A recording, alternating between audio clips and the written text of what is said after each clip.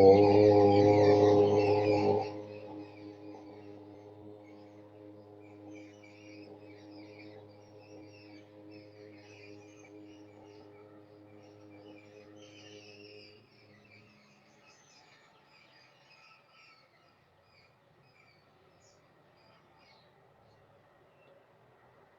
समादरणीय धार्मिक सज्जन,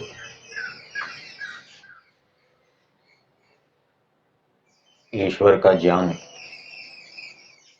वेदों के माध्यम से होता है और जगत के माध्यम से भी ईश्वर का ज्ञान होता है। वेद को श्रव्य काव्य कहा गया है। वेद रूपी काव्य का कवि कौन है? परमेश्वर है। ये परमेश्वर कवि की रचना है वेद, जिसको श्रव्य काव्य कहा जाता है। और ये जो जगत है ये दृश्य काव्य है। इस काव्य का कवि भी परमेश्वर है। ये जो जगत रूपी काव्य है इसका रचयिता, इसको रचने वाला कवि परमेश्वर है। दोनों काव्यों का रचयिता परमेश्वर है। ये कैसे पता लगे?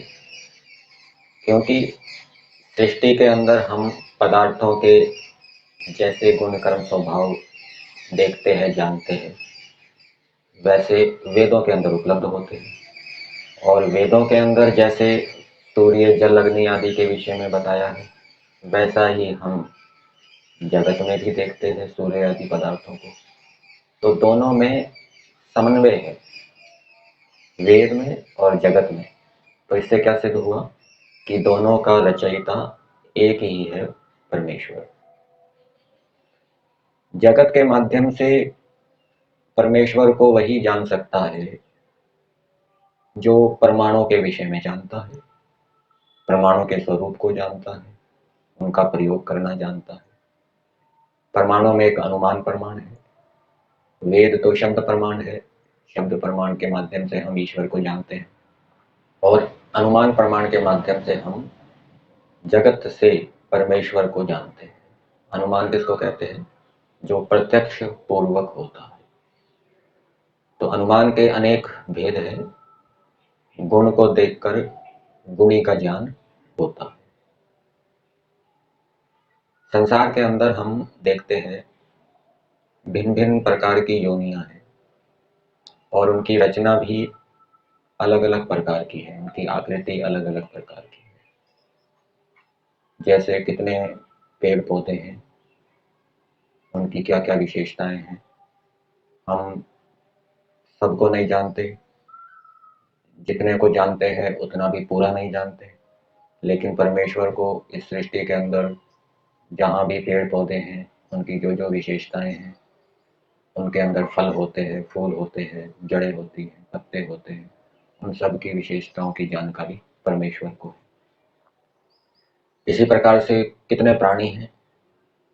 शेर की विशेषता बताई जाती है, शेर को पराक्रमी बताते हैं। और भी अनेक विशेषताएं होगी, वो परमेश्वर जानता है, हम कुछ ही जानते हैं। कुत्ते की विशेषता बताई जाती है, कुत्ते के दोष भी बताए जाते हैं, हम कुछ जानते हैं।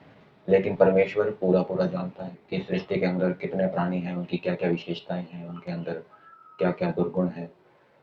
तो इस प्रकार से सृष्टि को देखकर हमें परमेश्वर के ज्ञान का बोध होता है कि परमेश्वर के पास कितना ज्ञान होगा सृष्टि के पदार्थों के विषय। और वो ज्ञान हमेशा परमेश्वर के पास रहता है। दूसरा, जैसे मनुष्य लोग रोटी, सब्जी, भात आदि के विषय में जानते हैं, इनकी क्या क्या विशेषता होती है और कैसे बनाया जाता है। भात कैसे बनता है, उसकी क्या प्रक्रिया है। रोटी कैसे बनती है, उसकी क्या प्रक्रिया है, कितना आटा दिया जाता है, कितना पानी दिया जाता है और फिर क्या क्या क्रियाएं करनी होती है। इसी प्रकार से सृष्टि के अंदर अनेक पदार्थ हैं, सूर्य है, जल है, वायु है, वो सब परमेश्वर ने प्रकृति से बनाए हैं।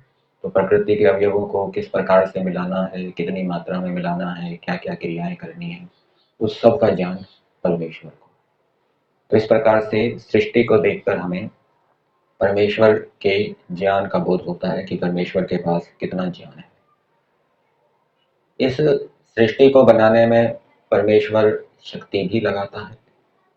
जैसे मकान है, जो मकान बनाने वाले मिस्त्री होते हैं, उनके दिमाग में नक्शा होता है कि इस प्रकार से मकान बनाना है, और फिर उस नक्शे को कार्य रूप में लाने के लिए अनेक मिस्त्री और मजदूर अपनी शक्ति लगाते हैं।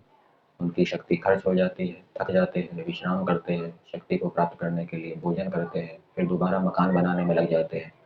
इसी प्रकार से परमेश्वर भी इस संसार को बनाने में शक्ति लगाता है, लेकिन परमेश्वर की जो शक्ति है वो घटती नहीं है। और परमेश्वर की शक्ति घट जाए और कहीं से परमेश्वर को शक्ति प्राप्त करनी पड़े, ऐसा नहीं होता। क्यों? क्योंकि परमेश्वर की जो शक्तियां हैं वो स्वाभाविक है, और जो स्वाभाविक चीज होती है वो घटती बढ़ती नहीं है, हमेशा रहती है। परमेश्वर नित्य है, इसलिए उसकी शक्तियां भी नित्य है, और नित्य पदार्थ हमेशा एक जैसा रहता है, वो घटता बढ़ता नहीं है। इसलिए ऐसा नहीं समझना चाहिए कि जैसे मनुष्यों का काम करने से शक्ति घटती है, ऊर्जा का व्यय होता है, ऐसा परमेश्वर में होता, मनुष्यों में होता है। क्योंकि मनुष्यों के पास जो शक्ति सामर्थ्य है वो स्वाभाविक नहीं है, वो नैमित्तिक है। वो शरीर, भोजन, विश्राम आदि से प्राप्त किया जाता है, इसलिए वो घटता है, बढ़ता है। तो इस प्रकार से परमेश्वर के पास अनंत सामर्थ्य है, शक्तियां हैं। उन शक्तियों से परमेश्वर जगत को बनाता है, और उसकी शक्तियों में कोई ह्रास नहीं होता, हानि नहीं होती जगत को बनाने में, उसका पालन करने में।